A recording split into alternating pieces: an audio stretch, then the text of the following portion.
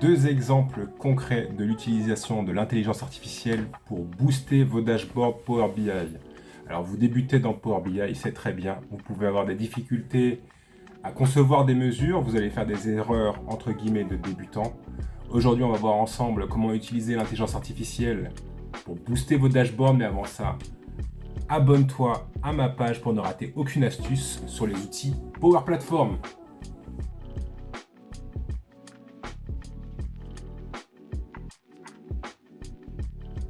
Aujourd'hui, on va créer une mesure et on va voir un premier exemple de l'utilisation de l'intelligence artificielle dans Power BI. Donc pour créer une mesure, c'est très simple. On va venir cliquer ici sur Nouvelle mesure et on va l'appeler exemple GPT-1. Et ça va donc être la somme des ventes ou le pays, c'est la France. Ah, là j'ai fait une erreur dans ma formule, pourtant je regarde, calculate, la somme de mes ventes ou mon pays c'est la France. Donc je sais pas trop ce qu'est mon erreur là-dedans, je vais aller voir. Demander à ChatGPT s'il peut me corriger ça.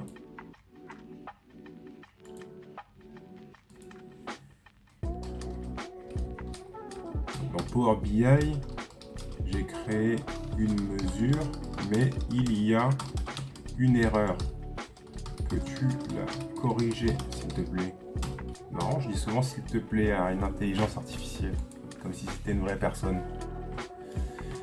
Il semble que l'erreur vienne de la manière dont le filtre est appliqué dans la fonction calculate. Et on peut voir, effectivement, il a totalement raison. Et en plus, il nous donne l'explication de pourquoi je me suis planté. Il me donne une version corrigée. Donc dans ma colonne country, c'est du texte, c'est des chaînes de caractères. Donc il est essentiel de mettre des guillemets pour que cela fonctionne. Donc ici, on va copier la formule. On va aller voir si ça fonctionne. Et hop, bon là, il m'a simplifié, il a oublié l'espace. Dans ma colonne, il y a un petit espace. Donc je recorrige. Et ici, bingo, ça fonctionne correctement. Donc ça, c'est un premier exemple de l'utilisation de l'intelligence artificielle pour corriger vos erreurs lors de la rédaction des mesures. Un deuxième exemple, vous voulez faire des mesures complexes. Moi-même, j'ai beaucoup de mal à faire des mesures complexes. Donc la façon la plus simple que j'ai trouvée pour au moins me mettre sur la route de la résolution du problème, c'est de dénoncer mon problème dans ChatGPT. Donc par exemple, je souhaiterais créer un indicateur pour observer la variation de mes ventes d'un mois à l'autre. Donc l'idée là, ça va être de créer un petit indicateur comme on voit dans les bourses, ça monte, ça descend, une flèche vers le haut, une flèche vers le bas. Comment on va faire ça? On va demander à ChatGPT de nous créer, du coup je souhaiterais créer un indicateur pour observer la variation des ventes d'un mois à l'autre. Si les ventes du mois en cours sont meilleures que le mois précédent, alors une flèche vers le haut, sinon une flèche vers le bas. Et voyons voir ce qu'il me propose.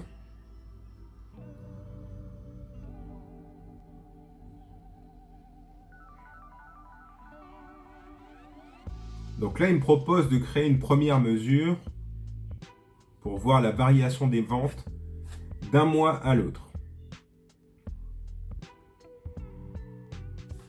Et ensuite, il crée l'indicateur en fonction de l'état de variation des ventes. Si c'est supérieur à 0, alors il fait une flèche vers le haut.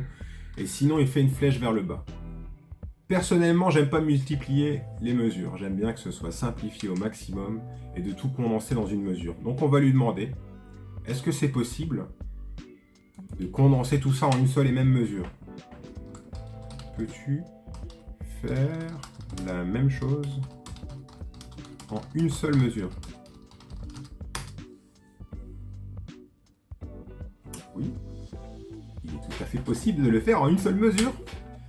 Donc là, il va utiliser des variables. Donc là, on rentre vraiment dans le dur de la conception en DAX. Il va commencer à utiliser des variables. Pour un non-initié, c'est pas toujours évident de savoir comment fonctionne une variable. D'ailleurs, si vous voulez savoir comment ça fonctionne, dites-le moi en commentaire et je ferai une vidéo pour expliquer le fonctionnement des variables. Mais voilà, ChatGPT m'a fait un indicateur qui va faire des flèches vers le haut et vers le bas en fonction de l'état de mes ventes. Donc on va aller le tester. Il a toujours oublié le petit espace sur le save, mais on corrigera dans notre éditeur, c'est pas un souci. Donc on va créer une nouvelle mesure. Et cette nouvelle mesure, il l'a baptisée lui-même indicateur vente.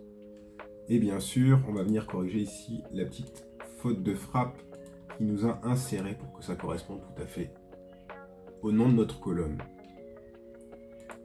Donc là, ça a l'air de fonctionner correctement. On va aller tester notre mesure avec une carte. Donc vous pouvez voir ici qu'il m'a rajouté, je ne sais pas pourquoi, je ne lui ai pas demandé, la variation en elle-même d'un mois à l'autre. On peut voir que de ce mois-ci à ce mois-là, il y a moins 6, quasiment 7 millions de chiffre d'affaires. Donc il était un peu plus loin que ce que je lui ai demandé carrément. Mais je pourrais lui demander de corriger. Je pourrais retourner dans ChatGPT et lui dire je veux juste l'indicateur. Et du coup, il va me gommer l'information que j'ai en plus. Mais on peut voir que ça fonctionne parfaitement. Il a même été plus loin que ce que j'avais énoncé. Et si jamais on va apporter des corrections, bah, il suffira simplement de retourner dans la conversation avec ChatGPT et de lui demander de nous faire une nouvelle version. Et vous pouvez voir en tout cas que cet indicateur fonctionne parfaitement. Là, on voit qu'on est inférieur au mois précédent, donc la flèche va vers le bas.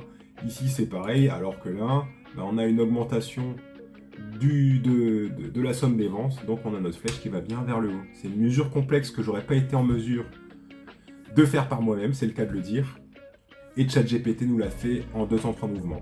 Donc ChatGPT, comment faire en sorte que ça fonctionne correctement? Mettez beaucoup de contexte, assurez-vous que le nom de vos colonnes soit correctement renseigné, ça vous évitera, comme dans l'exemple là, d'avoir à recorriger le nom des colonnes pour que ça fonctionne, et vous verrez que c'est un merveilleux outil que vous pouvez utiliser pour booster vos dashboards et mettre en place des mesures complexes afin de rendre vos dashboards très percutants et très visuels.